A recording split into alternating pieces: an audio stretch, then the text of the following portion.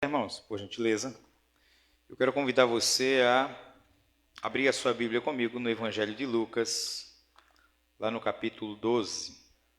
Amém? Evangelho de Lucas, capítulo 12, a partir do versículo 13 a seguir. Hoje estamos ainda seguindo a nossa série, sobre as parábolas de Jesus.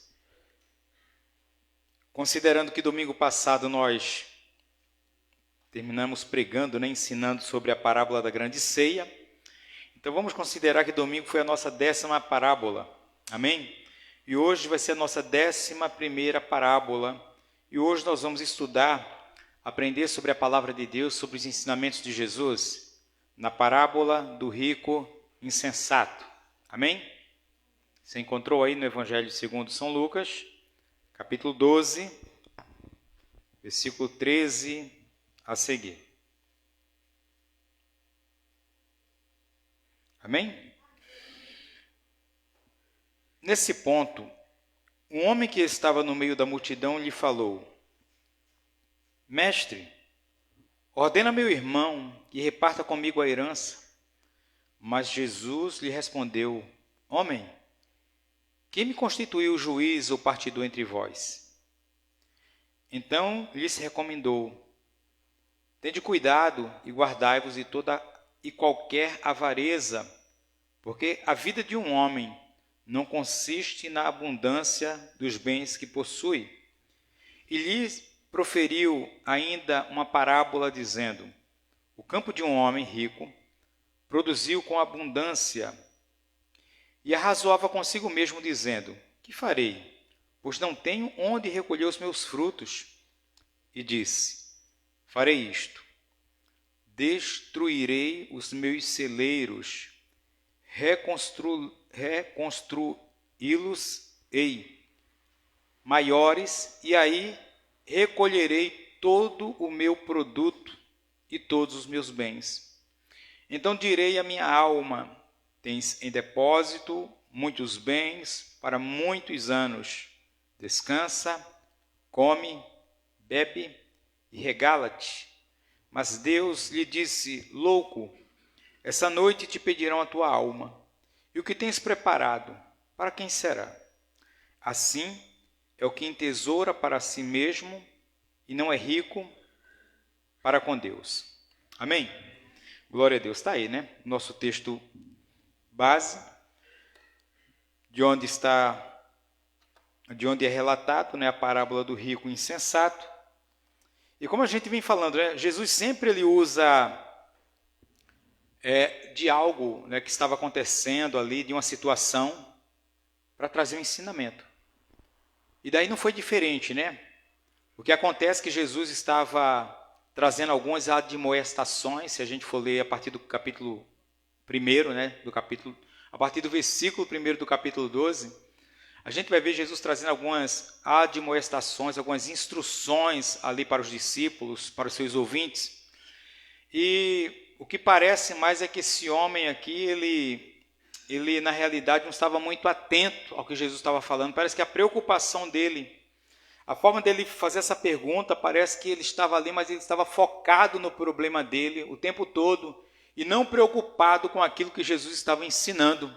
Então, observa só o perigo, Ele estava lá, mas de repente ele interrompeu, porque o versículo 13 é assim que começa, Nesse ponto, um homem que estava no meio da multidão lhe falou: Mestre, ordena meu irmão que reparta comigo a herança.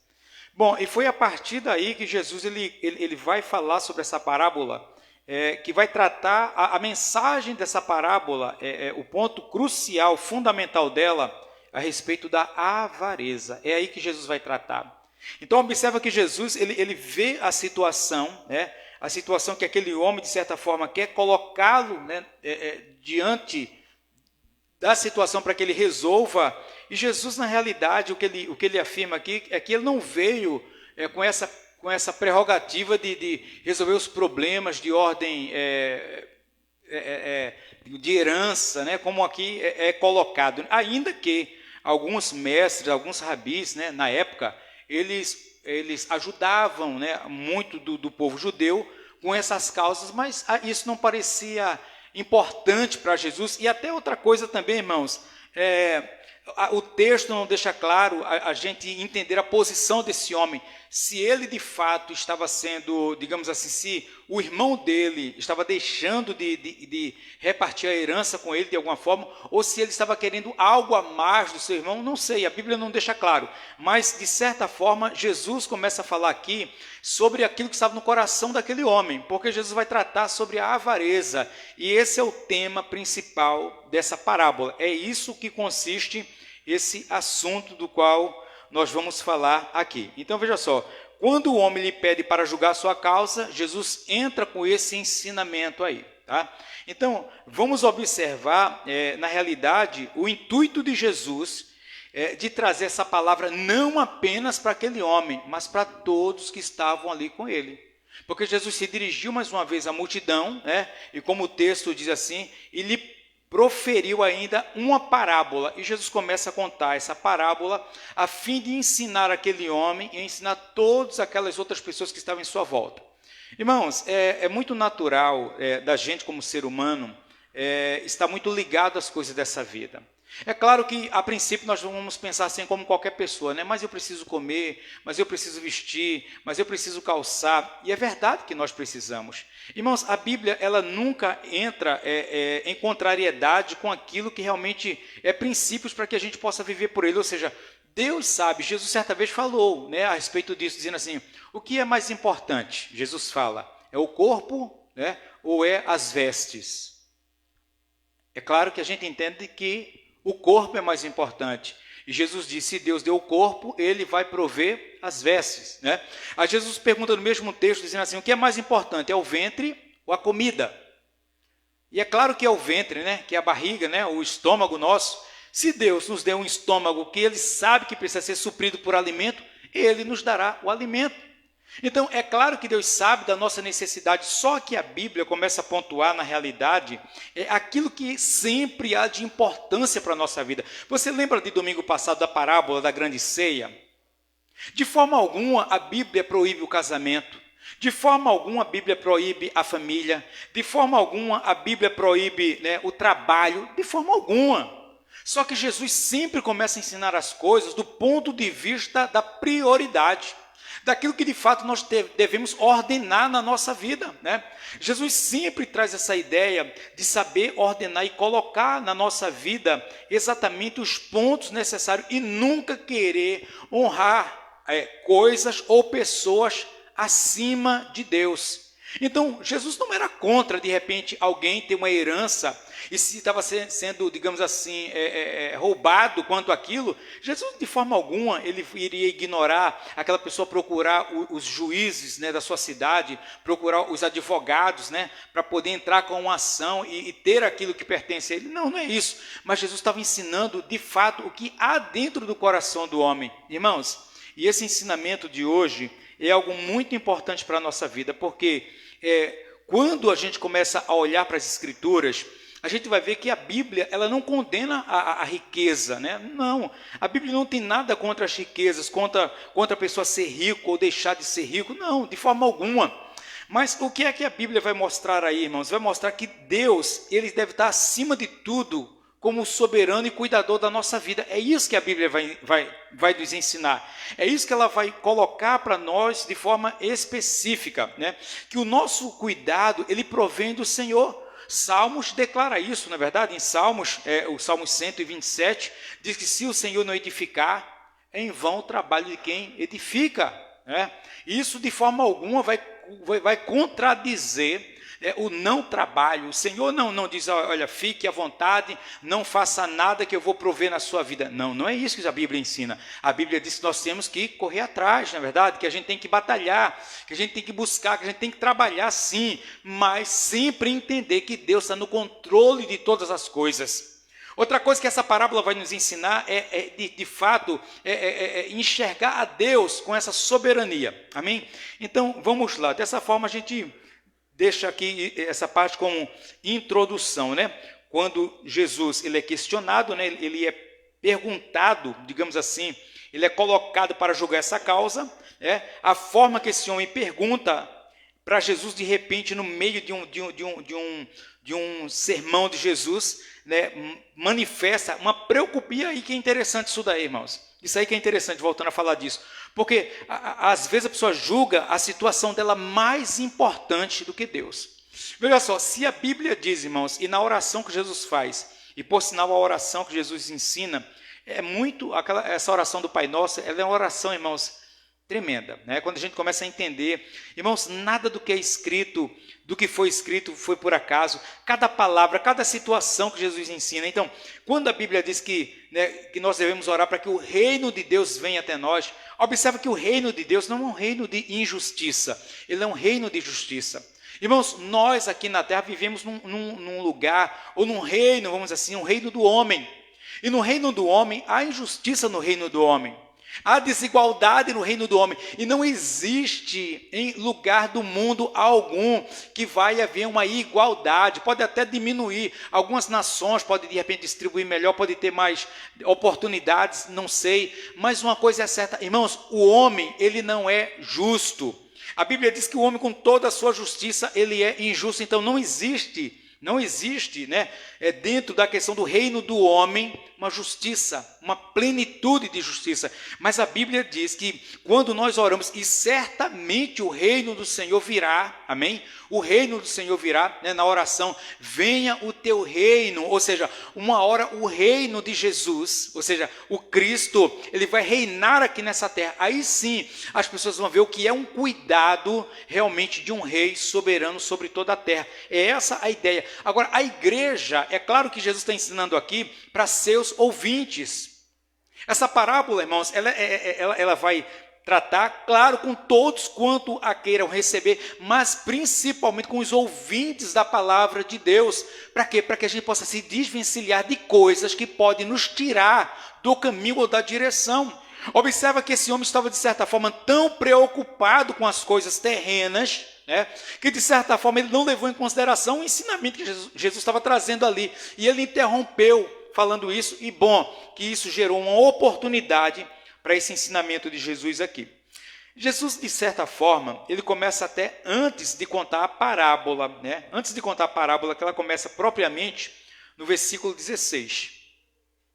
Mas Jesus, quando de certa forma repreende aquele homem, dizendo assim: homem, quem me constituiu juiz ou partidor entre vós?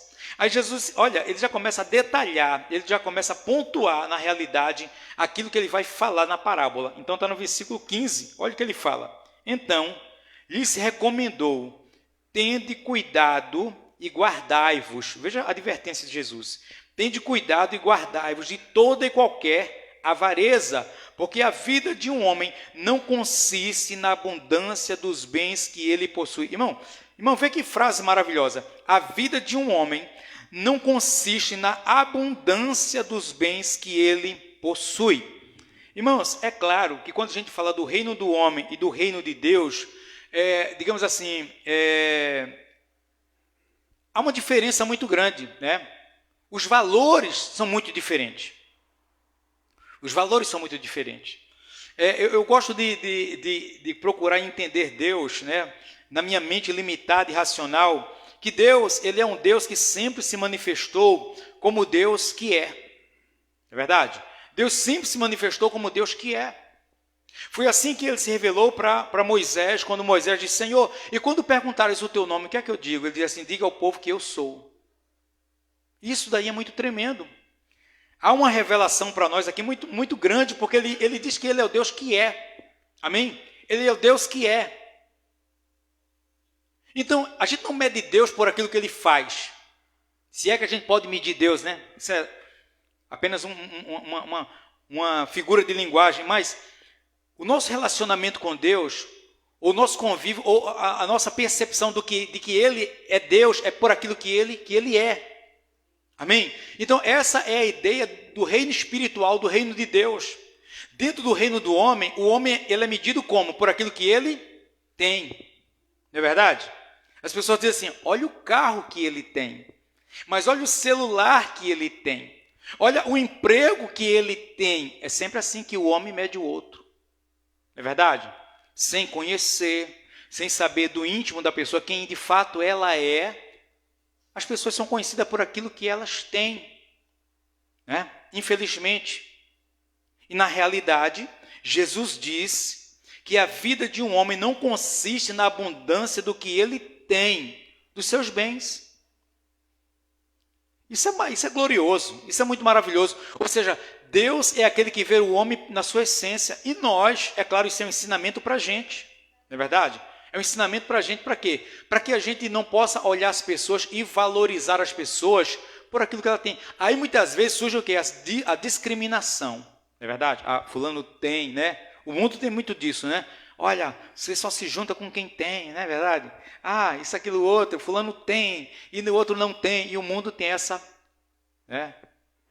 tem esse julgamento sobre as pessoas. Bom, duas coisas dentro dessa mesma ideia que Jesus fala. Uma, está lá em Mateus, no capítulo 4, quando Jesus ele é conduzido pelo Espírito ao deserto para ser tentado. Que ele vai dizer para o diabo o seguinte: nem só de pão viverá o homem, mas de toda a palavra que sai da boca de Deus. E agora Jesus diz aqui, né, a vida de um homem não consiste na abundância do bem, dos seus bens. Não consiste. Ou seja, o homem não pode... Porque, irmãos, uma coisa é certa, né? E a gente ouve isso, né? E é uma realidade. Ninguém entra nesse mundo trazendo nada. E ninguém sai desse mundo levando nada. Tudo que nós juntamos, possuímos ou temos aqui, de certa forma é passageiro. Algumas pessoas querem construir muitas coisas para ser lembrados, né? Muitos homens na história construíram seus objetos, né? Os faraós, né? Construíram suas pirâmides. E hoje em dia ainda existe, né? E as pessoas quando passam lá, olha a pirâmide que tal faraó construiu, olha essa pirâmide foi tal faraó que construiu. E aí o homem quer ser marcado por aquilo que ele fez.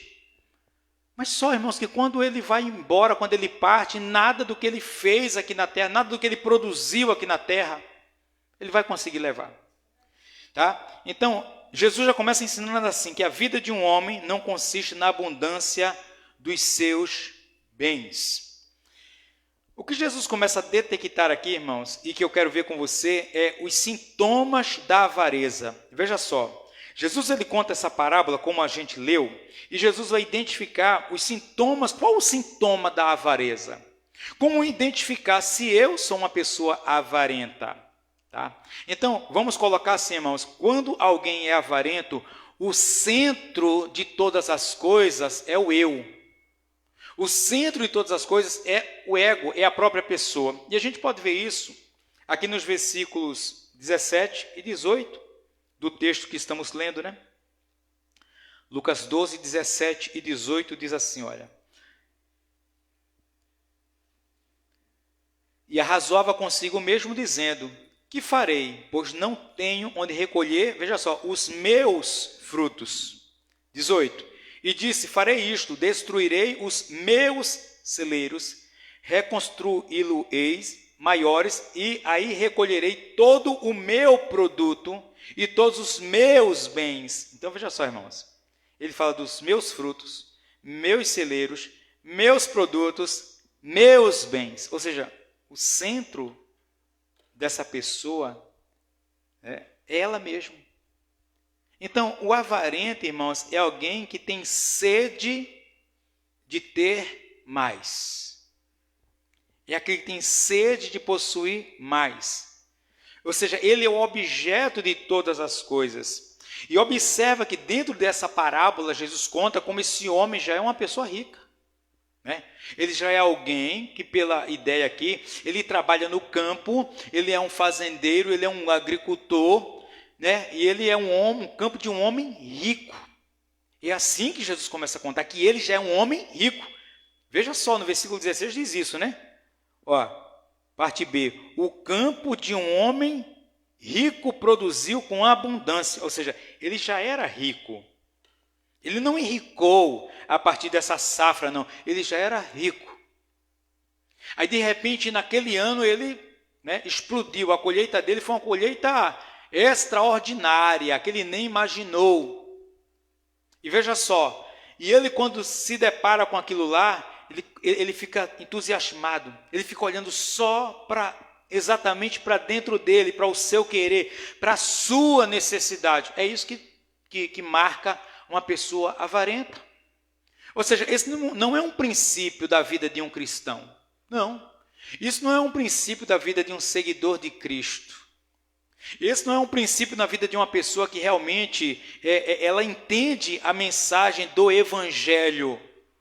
Não é alguém que ela está sempre centralizada nela, né? O meu eu, o meu querer, a minha vontade tem que ser do meu jeito, não é verdade? Então, as pessoas que têm essa dificuldade são pessoas avarentas. Né? Isso é meu. Não toque que é meu. Né?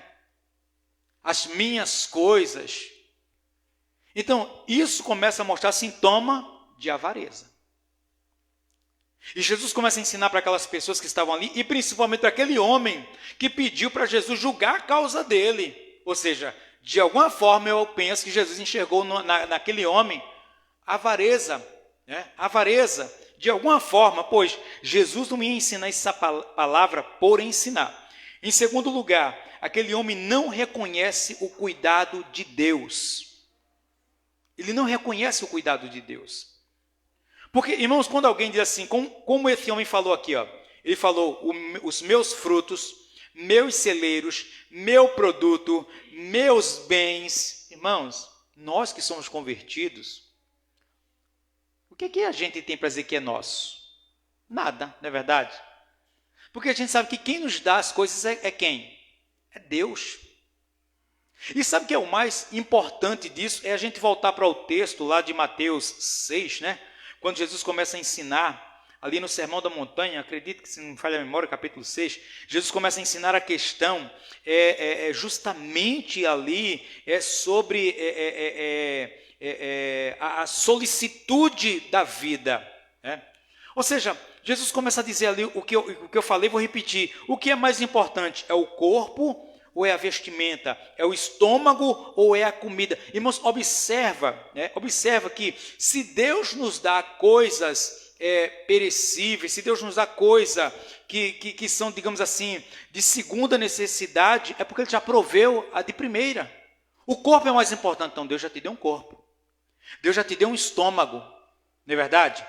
Então, observa agora, entender, né, que Deus ele pode dar, né, as coisas desse tempo e dessa vida, mas Deus pode dar muito mais. Ou seja, qual é esse muito mais? Coisas que ninguém pode te dar. O que é que ninguém pode nos dar? A saúde. Ninguém pode te dar. Mas Deus pode, é verdade? O perdão dos nossos pecados. Quem é que pode te dar? Ninguém pode te dar, mas Jesus pode te dar.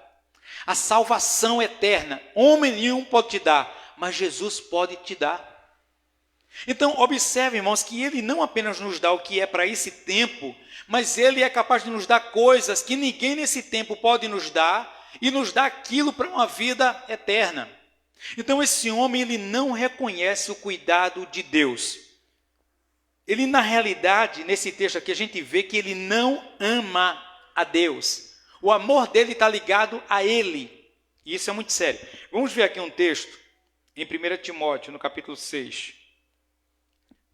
Deixa eu ter um marcador de Bíblia aí em Lucas 12. 1 Timóteo, capítulo 6. Amém? Eu quero ler com você a partir do versículo 7.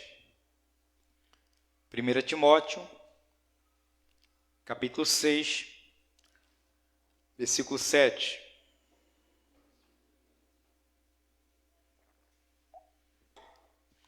E diz assim, ó: porque nada temos trazido para o mundo, nem coisa alguma podemos levar dele. Então veja só que essa questão é bíblica, né? Entramos no mundo sem nada e saímos dele sem nada. Em resumo é isso, né? Porque nada temos trazido para o mundo, nem coisa alguma podemos levar dele. Tendo sustento e com que nos vestir, estejamos contentes. Veja só, tendo sustento, ou seja, tendo alimento, e com que nos vestir, estejamos contentes, porque entramos já no mundo sem nada, não é verdade? Veja só, é o mesmo princípio que Jesus está falando. Se ele deu o estômago, ele dá a comida. Se ele deu o corpo, ele dá a veste. Ora, os que querem ficar ricos caem em tentação e cilada, e em muitas concupiscências insensatas e perniciosas, as quais afogam os homens na ruína e perdição. Porque o amor do dinheiro é raiz de todos os males, e alguns nessa cobiça se desviaram da fé, e a si mesmos se atormentaram com muitas dores. Aí é que está, irmãos. Veja só, a Bíblia não proíbe. No Antigo Testamento havia homens ricos, no Novo Testamento haviam muitas pessoas ricas, né? A gente vê José de Arimateia, era um homem rico. A gente vai ver ali que muitas mulheres ricas, né, contribuíam no ministério de Jesus. No Antigo Testamento nem se fala, né? De Salomão, de Abraão, de Isaac, de Jacó, de Davi, dos reis. Ou seja, Deus não proíbe de forma alguma. Agora, o que Deus começa a ensinar, o que Jesus começa a falar é justamente sobre isso. Aonde está o coração, aonde a pessoa de fato, né? Muitos, como Paulo diz aqui, muitos buscando a riqueza caíram em tentações e ciladas.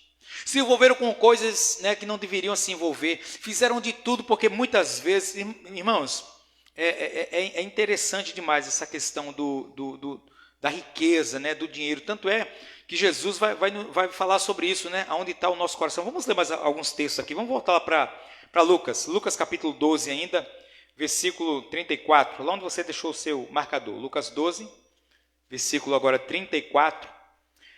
Porque onde está o vosso tesouro, aí estará também o vosso coração. Amém? Agora ainda em Lucas capítulo 16 e o versículo 13. Lucas 16, 13. Ninguém pode servir a dois senhores, porque ou há de aborrecer-se de um e amar ao outro, ou se devotará a um e desprezará ao outro. Não poder servir a Deus e às riquezas. Tá? Então, o que é que Jesus está falando, irmãos? Jesus está falando que muitas pessoas, irmãos, nem todo mundo pode ter as coisas. Nesse contexto aqui. Não pode. Porque ela não vai saber administrar. Né? E quando uma pessoa diz, eu quero ser rico, e eu vou fazer de tudo para ser rico, veio Paulo dizer, o amor, as riquezas, ou seja, quando a coisa ela não é voluntária, quando ela é espontânea, mas quando ela ocupa, porque quando esse amor, a riqueza ocupa esse lugar de Deus, isso se chama idolatria. É idolatria. Porque Jesus diz, ninguém pode servir a dois senhores. E é aquela questão, né? O dinheiro ele serve para ser servo. O dinheiro tem que ser servo. A riqueza tem que ser serva, ela não pode ser senhor da nossa vida. E eu falo isso, irmãos, independente, né, da nossa classe social, não é verdade? Há os que têm muito e se envolvem com o que tem muito, e há os que têm o normal do seu cotidiano, mas mesmo assim se torna servo do seu dinheiro, daquilo que ele tem. Né? Então, veja só, muitas vezes a pessoa se torna o quê? Se torna servo. Jesus fala que ninguém pode servir a dois senhores, servir a Deus ou a riqueza. Irmãos, isso é tão sério para a nossa vida, irmãos, isso é tão sério. Essas advertências são tão sérias e a gente tem que ser bem pontual nelas. Pontual para quê? Para que a gente não diga assim, mas eu tenho que correr atrás mesmo, eu tenho que me esforçar, isso, aquilo, outro. Não é isso que a Bíblia está contradizendo. Eu volto a dizer, irmãos, é exatamente o inverso disso. É quando nós colocamos essas coisas em prioridade na nossa vida. É isso que a Bíblia está nos ensinando. É justamente isso. Se a gente deixar de ter tempo para Deus, a fim de buscar o nosso bem-estar em primeiro lugar, e isso não é ser de forma alguma religioso, né? Isso não é ser de forma nenhuma alguém pitolado, quer dizer que eu vou só buscar a Deus agora e meu sustento e as minhas coisas. Irmãos, nós temos que ponderar todas as coisas, nós temos que trabalhar, nós temos que buscar o nosso conforto, mas isso daí não pode ocupar o lugar de Deus. É isso que Jesus está ensinando, é ocupar o lugar de Deus. É justamente isso. Então, a gente vê que esse homem, ele tinha sintomas de avareza, porque o eu estava centralizado, não reconheceu o cuidado de Deus e, em terceiro lugar, ele não distribuir ou compartilhar, não amar o próximo, ele só pensava nele. Veja só, ele já era um homem muito rico, e quando ele colheu muito, ele começou a arrazoar consigo mesmo, ele começou a pensar consigo mesmo, pensando assim, puxa, o que é que eu vou fazer? E agora? Tive uma ideia, eu vou derrubar meus celeiros e eu vou reconstruir maiores ainda, e vou estocar tudo que eu tenho nele. Veja, ele não pensou de forma alguma no próximo, ele não pensou em distribuir, se ele já era rico, se ele já tinha muitos haveres para a sua vida, por que não pensar no próximo agora? Por que não pensar nas pessoas necessitadas? Da mesma forma que aquele homem só pensava nele, não reconhecia o cuidado de Deus, não amava a Deus, também ele não amava o próximo. O avarento, né? O avarento, ele não consegue amar nem reconhecer Deus, e ele não consegue pensar na necessidade do próximo. Né?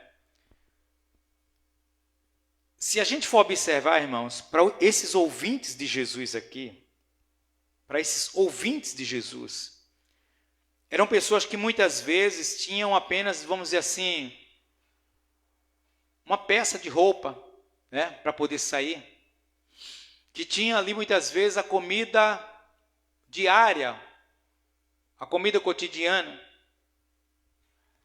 Ou seja, eles tinham o necessário para viver cada dia. Cada dia, né? Se a gente for pensar dentro da cultura ocidental, a cultura ocidental, irmãos, ela é uma cultura voltada justamente para as posses. Né? E nada contra. Vamos entender isso de uma forma mais, digamos assim, lúcida que tiver. Agora, vamos pensar, quantos de nós temos muito mais do que precisamos? Não é verdade? Nós temos muito mais roupas do que precisamos. Se você for olhar no seu guarda-roupa, pensa comigo, nós temos roupas lá que muitas vezes atravessa tempos e tempos e tempos sem a gente vestir. Não é verdade? A gente demora tanto tempo que quando a gente veste, alguém diz assim, nossa, que roupa nova, não, já tenho 10 anos já. É porque eu visto ela de ano em ano. Não é verdade? De tanta coisa que a gente acumula. Não é verdade? Às vezes, da gente se alimentar, quantas coisas às vezes nós temos e temos bastante, nós somos muitas vezes pessoas acumuladoras de coisas. E às vezes a gente para pensar e olhar que tem pessoas, e graças a Deus que nós como cristãos temos olhado dessa forma, né, e temos ajudado, auxiliado pessoas que às vezes precisa de algo que nós temos e podemos compartilhar com ela. E isso sim é o dever de ser cristão. Ou seja, Deus cuida de mim, e quando a gente percebe que Deus nos dá coisas demais, na verdade, Deus sempre tem a intenção que aquilo seja compartilhado com outras pessoas também. E é o nosso dever como cristão entender dessa forma, na verdade, é o nosso dever como cristão entender dessa forma. Não ser pessoas avarentas ou olhar só para a nossa necessidade, mas olhar também para a necessidade do próximo, das pessoas. Irmãos, Zaqueu, ele quando se converte, ele diz, Senhor, se eu tenho negligenciado alguém em alguma coisa, eu vou retribuir 4 vezes mais. Veja só. Então é algo espontâneo. Zaqueu, se ele era um homem avarento, ele deixou de ser naquele momento. Senhor, se eu tenho defraudado alguém, eu vou devolver quadruplicadamente, 4 vezes mais. Irmãos, a igreja primitiva, a Bíblia diz que eles não consideravam ter nada como seu. E tudo que eles tinham e possuíam, muitos deles vendiam e levavam para a igreja a fim de ser distribuído com os irmãos necessitados. Então veja que essa é uma marca da igreja, não ser avarento. ou entender que Deus tem o cuidado, né? Independente que eles vendessem ou não, eles sabiam que o Senhor era o Senhor de tudo que eles tinham. Aí a gente lembra do episódio, né, de Ananias e Safira, né, que tentaram criar uma situação ali de vender, e Pedro disse para ele: Ananias, esse bem não era teu.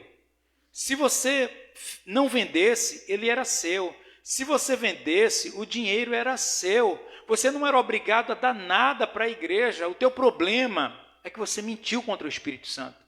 O teu problema é que você vendeu pelo um preço e você está me dizendo que você está doando tudo, quando na verdade não é tudo. Ou seja, se você não desse nada, não teria problema algum. Se você desse 1%, amém. Se você se desse 5%, se você desse 10%, amém. Contanto que você fosse verdadeiro com o que você estava fazendo.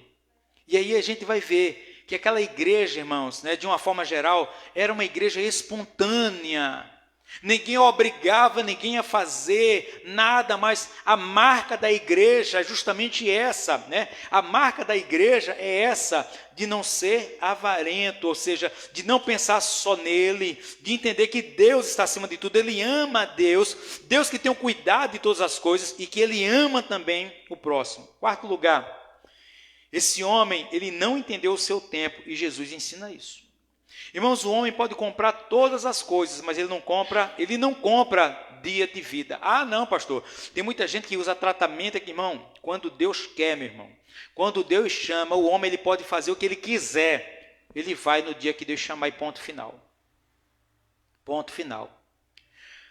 Com tudo que esse homem, né, pôde juntar, pôde guardar, ele não entendeu o seu tempo. Isso está no versículo 20, que diz assim: mas Deus lhe disse: louco, essa noite te pedirão a tua alma, e o que tens preparado, para quem será? Observe, irmãos, que na parábola, ele não tinha gastado tudo que no final da vida dele, no final dos seus bens. Não, foi justamente no auge, quando ele juntou muita coisa, quando ele armazenou, disse: agora eu vou viver, ele disse: agora eu vou beber, vou descansar, vou comer, vou folgar. Aí o Senhor disse: olha, hoje ainda vão pedir a tua alma. E o que você tem? Para quem será? Salmos 90, 10 vai dizer que para nós que a nossa vida tem um tempo. Tem um tempo nós temos um tempo de validade. Nós temos um tempo de validade, nós temos um tempo de vigor na nossa vida. Amém? Todos nós temos um tempo de validade, não sei quanto tempo. Uns têm validade de 1 ano, de 2, de 10, de 20, de 30, 50, 60, 70, tem gente que até passa dos 100, não é verdade? É raro, mas tem quem passa dos 100 anos. Então todos nós temos um tempo de validade, irmãos. E o que esse texto nos ensina aqui é o seguinte: aonde está aquilo que nós valorizamos? É aqui ou no futuro? Quinta questão, a inversão de valores. Versículo 21, observa. Assim é o que entesoura para si mesmo e não é rico para com Deus. Assim é o que entesoura para si mesmo. Vamos ficar nessa primeira frase. Assim é o que entesoura para si mesmo. O que é isso? Isso é inversão de valores. Vamos ler um texto aqui que eu, por sinal, achei muito interessante. Lá em 2 Coríntios. Deixa eu marcar da tua Bíblia aí. 2 Coríntios, capítulo 9. Amém? Vamos ler a partir do versículo 1. 2 Coríntios 9.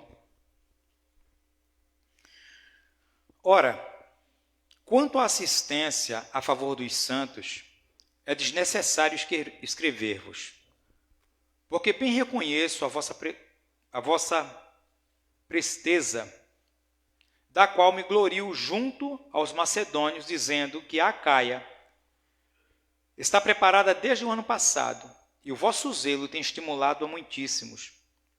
Contudo, enviei os irmãos para que o nosso louvor, a vosso respeito, nesse particular, não se desminta, a fim de que, como venho dizendo, estivesseis preparados, para que, caso alguns macedônios forem comigo e vos encontrem desapercebidos, não fiquem nós envergonhados, para não dizer vós quanto a esta confiança. Portanto, julguei conveniente recomendar aos irmãos que me precedessem entre vós e preparassem de antemão a vossa dádiva, já anunciada, para que esteja pronta como expressão de generosidade e não de avareza. Veja só, uma expressão de generosidade e não de avareza. E isso afirmo: aquele que semeia pouco, pouco também ceifará, e o que semeia com fartura, com abundância também ceifará. Cada um contribua segundo tiver proposto no coração, não com tristeza ou por necessidade, porque Deus ama a quem dá com alegria. Deus pode fazer-vos abundar em toda a graça, a fim de que, tendo sempre em tudo ampla suficiência, superabundeis em toda boa obra. Como está escrito: distribuiu, deu aos pobres, a sua justiça permanece para sempre. Ora, aquele que dá semente ao que semeia e pão para alimento, também suprirá e aumentará a vossa sementeira e multiplicará os frutos da vossa justiça, enriquecendo-vos em tudo para que toda generosidade, a qual faz que por nossos intermédios sejam tributadas graças a Deus. Olha só, irmãos, que lição. O que fazemos, né? Deus, ele é glorificado, é tributado como graças ao Senhor, porque o serviço dessa assistência não só supra a necessidade dos santos, mas também redunda em muitas graças a Deus. Ou seja, não é algo que tenha apenas um peso terreno, mas também celestial e espiritual. Visto como na prova desta ministração glorificam a Deus pela obediência da vossa confissão quanto ao Evangelho de Cristo e pela liberalidade com que contribuís para ele e para todos. Ou seja, eram irmãos liberais que contribuíam. Enquanto oram eles a vosso favor, com grande afeto, em virtude da superabundante graça de Deus que há em vós, graças a Deus pelo seu dom inefável. Agora, vê esse versículo 14, irmão. Enquanto oram, ou seja, os irmãos que estavam recebendo, né, da colheita, ou seja, das ofertas, né, esses irmãos, enquanto eles oravam a vosso favor, com grande afeto, em virtude da superabundante graça, ou seja, irmãos, era expressão de generosidade. Essa superabundante graça era o agir de Deus na vida desses irmãos, do qual eles expressavam o amor e a generosidade pela vida desses irmãos. Então, vê que coisa, irmãos, gloriosa.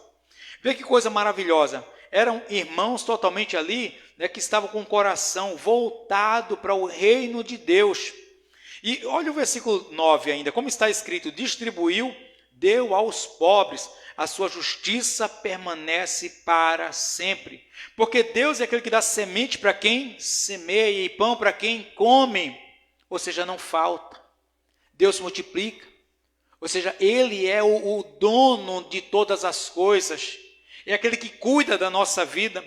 E para que a gente possa finalizar, né, a sexta lição, né, dessa parábola, de muitas outras que poderíamos extrair, mas a sexta lição é o final do versículo 21, né? Se a quinta é: assim é o que entesoura para si mesmo, então a sexta lição é o final: e não é rico para com Deus. Irmãos, isso daí se chama ser pobre para com Deus. Alguém que ele só pensa naquilo que é terreno. É como diz lá em Marcos 8, Marcos 8, se não me falha a memória, Jesus vai falar lá dizendo: o que é que adianta o homem ganhar o mundo todo, né, se ele perder a sua salvação? O que é que adianta o homem ganhar o mundo todo, né? Isso mesmo, Marcos 8, 36. Que aproveita ao homem ganhar o mundo inteiro e perder a sua alma? 37. Que daria um homem em troca de sua alma? Veja só, irmão. Que daria um homem em troca de sua alma? Salmos 49. Vamos lá em Salmos 49. Vamos ver a resposta aqui. O que daria um homem em troca da sua alma? O que você está disposto a dar? Salmos 49, vai nos dar uma direção aqui, veja só. Salmos 49.